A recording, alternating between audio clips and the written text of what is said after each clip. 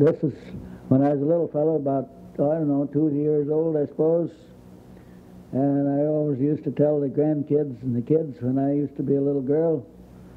And then I never knew that it was so until I went down to get my birth certificate, and it was 62 years old, and here I was recorded as a baby girl to Ben and Clara Braton. So when the grandkids used to ask me, well, how old was you when you got to be a girl? Well, then I was stumped, you see, so I had to tell them what I didn't know. This here, we was going out to cultivate. Each one of us took a whole row and made 3 rows, three teams and cultivators.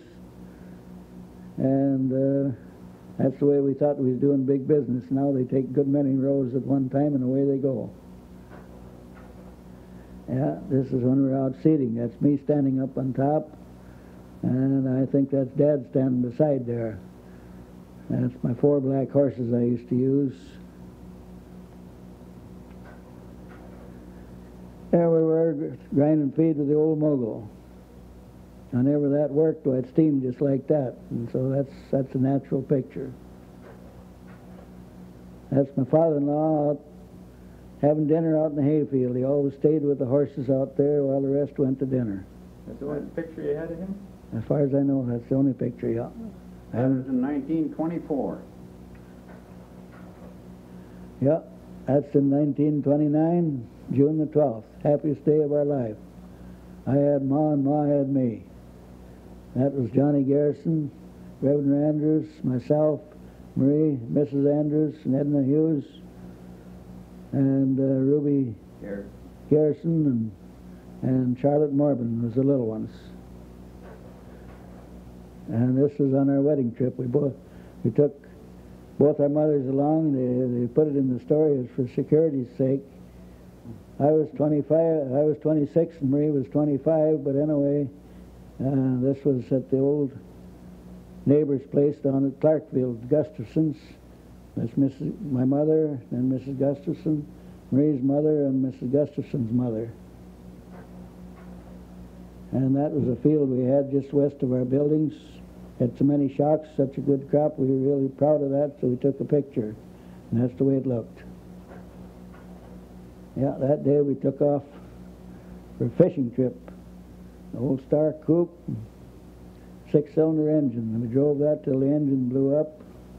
Then we had to get something else. I don't know which ones I was in there, but anyway, it was a fishing trip. And that's the way our home looked before we moved into the other one. That's the way it looks today. Donald and Sally lives there. And here's Darlene and Donald and their pony up to Grandma's house.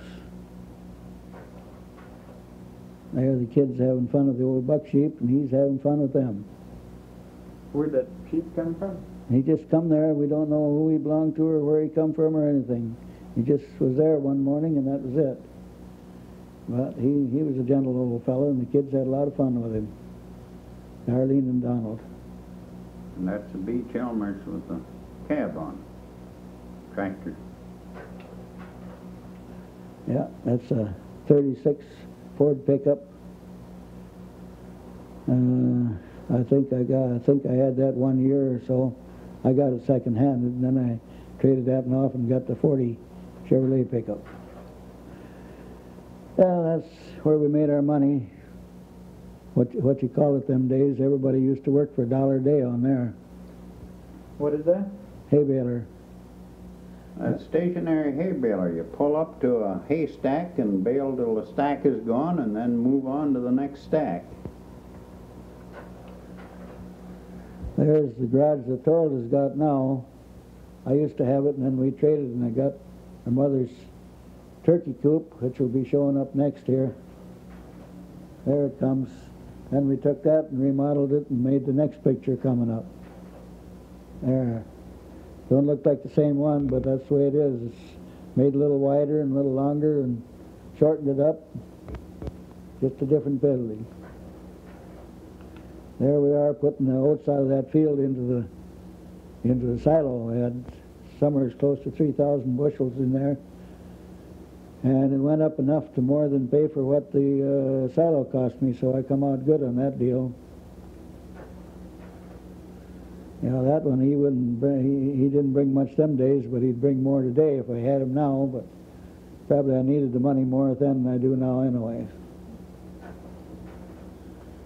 Yeah, this one is Janet and Jerry and Mark. We put them behind the wagon. I was going after a load of bales, I guess. And took them behind, and Sally just about flipped her lid when she saw them 3 kids in the wagon behind the tractor and wagon. Of course, I only went about 2 miles an hour. Yeah, there's Doyle making hay, and I forgot to cut a hole up in the barn. Yeah, there's Doyle in our new 40 pickup. He was about as proud of it as we were, I guess. That's the first cabin we stayed in. We was on our way to Wisconsin and Illinois.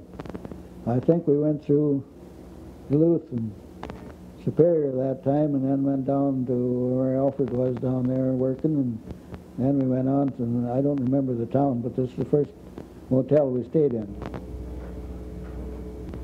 There we are, moving Marguerite to Barnesville from Lawndale. I had our 40 pickup there, and everybody joined in and got them moved up there. Yeah, there was a picture taken down at Roy Blair's house, Roy and Mabel Blair in St. Paul. Marie had a red uniform and a red cap, and she looked the best in there I think she ever did. Yeah, there's sometime a little later on. I think that's when Donald was going to come home. I ain't so sure about that, but anyway, he looked like he must have been going someplace. And here, I'm sure he must be coming home. He looked happy there, got his uniform on.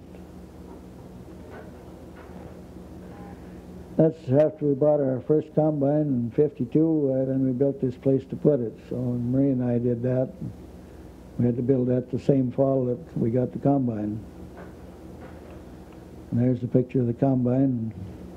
Don't know who the driver is, but it's not very big anyway. Yeah, that's Marie and I and my sister Rosella. There's our home that we built in '59, moved from the other one over to here, and then Donald and Sally lived in our other one. That's our 40th anniversary. That's the reception afterwards.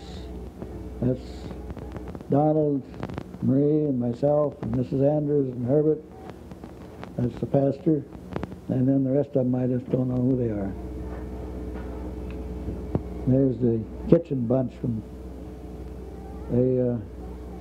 they took care of the kitchen. That's Ruby. That's 40 years later. She was one of the little flower girls. Then there's Edna and Marie and myself and Mr. and Mrs. Andrews. There's the Andrews again. It's a very good picture of them. And that's the church that we go to now.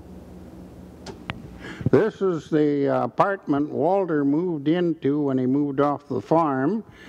He moved in March the 6th, 1981, and he's still living there in 1987.